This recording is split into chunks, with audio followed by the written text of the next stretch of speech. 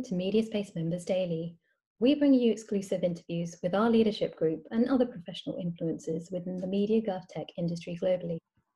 Today I have with me Mohammad J Sear, Associate Partner of Digital Gov and Public Sector Advisory Services for Ernst & Young for Africa, India and the Middle East. Hi Mohammad. Hi, how are you doing? I'm good, thank you. How are you? Yeah, great. Good to be here today. What are the challenges for governments in the digital era? Wow, that's a huge question you ask, actually, and we could be spending probably the whole of the day talking about that. There's many of them. But let me focus on maybe some of the fundamentals that I see. At a really fundamental level, I see the main challenge for governments is that by and large, their operating model and capabilities were built for a totally different era. And although adjustments have been made to these over the years, to address the particular challenging environments that have been there, these have been, I would say, in the most incremental in nature. So I say this because when I look at, we as citizens lead our lives today, we live, work, communicate, play, etc., and businesses operate, all of this has radically transformed and subject to further, I would say, significant change. And our expectation needs, and not just have changed, but I would say made a complete paradigm shift, So it's the future generations that governments need to be making themselves ready for. And it's also at the same time not forgetting those generations that exist, today and the past generations. But in essence, we're talking about Generation Z and Generation Alpha. That must be the main focus. Now, when we look at that, the most important element is that digital requires governments to be operating in an online space. What does that mean? It means potentially, and also actually potentially the virtual space. And what that means is that they completely need to change the way in which they interact with its customers, its citizens, its businesses and other stakeholders. All of the transactions and all of the way they operate has to change significantly. Now, when we look at how governments have evolved over the last years, we don't see that fundamental shift has taken place. And this, in my opinion, requires them to build capabilities like being able to manage digital channels, digital services, strong digital marketing capabilities, and that's on the one hand, and then best-in-class technology skills and capabilities on the other. If we then look at how we today interact with governments and the way they deliver services, they are quite fragmented. The channels are fragmented, the services are fragmented, and the experience is fragmented. So that's the second element, I think, which is a big challenge for the digital era. And that means that as citizens, we have now become used to doing things in the online world, digitally communicating, buying, selling, ordering, paying, banking, etc.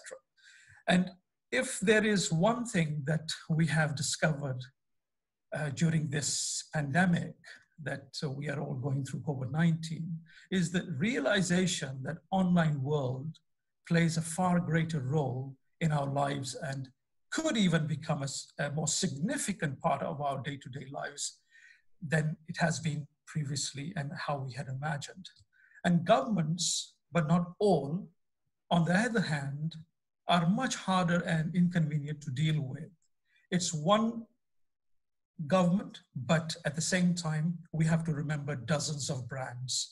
It's one government, but we have to access government through different channels. There are many channels to access government from. It's one government, but we can't fulfill our one need. For example, starting a business, we have to deal with different parts of the government.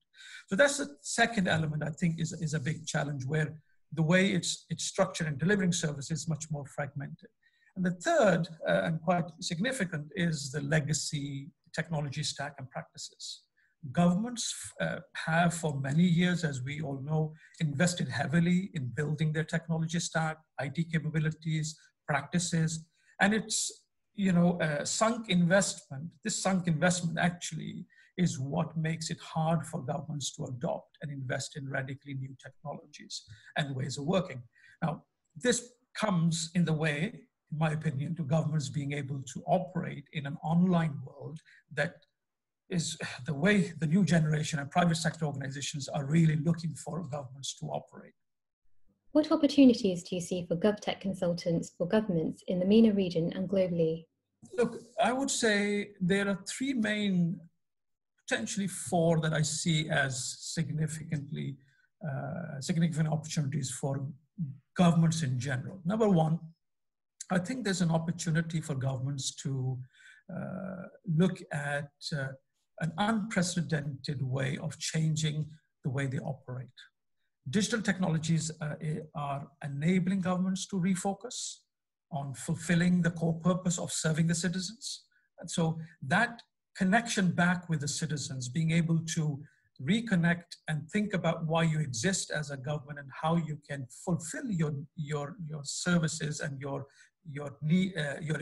reason for existence, I think digital is enabling governments to be able to do that. The second is enhancing experiences and efficiencies. AI is, in my opinion, one of the technologies that is both enabling governments to drive efficiencies and improve citizen experience at the same time. Other technologies, in the same way, are helping governments become much more efficient and improve the way they engage and deliver services to their citizens and interact with their citizens and engage with them. The last one I would say is reinventing. I think digital era, in my humble opinion, calls for governments to reinvent themselves and their operating model. As I mentioned earlier, that the operating model, we believe, needs a complete overhaul. And the digital era is allowing governments to rethink education, health, mobility, etc. So that's the third thing I think is a great opportunity for governments to be able to rethink the way they operate and rethink the services. And fourth, I would say, is that now governments need to think much more from an ecosystems perspective.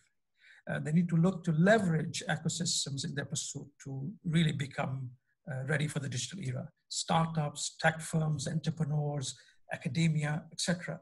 They should look to enable rather than deliver, and leverage the ecosystem to build and deliver digital services and manage digital channels. This plethora of opportunities that are coming up by the amount of startups being created and entrepreneurs coming to what I call digital entrepreneurs is really giving a great opportunity for governments to really look at leveraging these for serving their core purpose of serving the citizens. What advice do you have to give to the media space community? Yeah, potentially three things. One, let's be purpose-led. When it comes to investing in digital technologies, think about the why. Why you want to invest in the digital technology? What benefits are you looking to achieve from this? What outcomes are you trying to achieve from this? So it becomes much more meaningful. Number two, to be innovative. Don't think how I can use digital to do the things I do today better. Think about how should I operate in the digital era. Be bold and courageous. Look for radically change and incremental rather than incremental. Don't look to stay with status quo and step changes. Look at the radical change. And my final thought on this, don't fall into the trap of layering technology on top of existing ways of doing things. Look to reinvent. And finally, rethink regulations. I believe we need to rethink regulations for the digital era. Is the way we regulate industries, economies, etc., has it lost its relevancy, or is it still relevant? I would argue that this area requires a lot of rethink, as digital has significantly blurred the edges of the different regulatory bodies, whether it is healthcare, whether it's telecommunication, utilities, and the world of finance. All of these are now blurring, and you have organizations trying to deliver these services in a combined way. So should we look to regulate differently? Thank you for joining me today, Mohammad. It was very insightful to hear from you.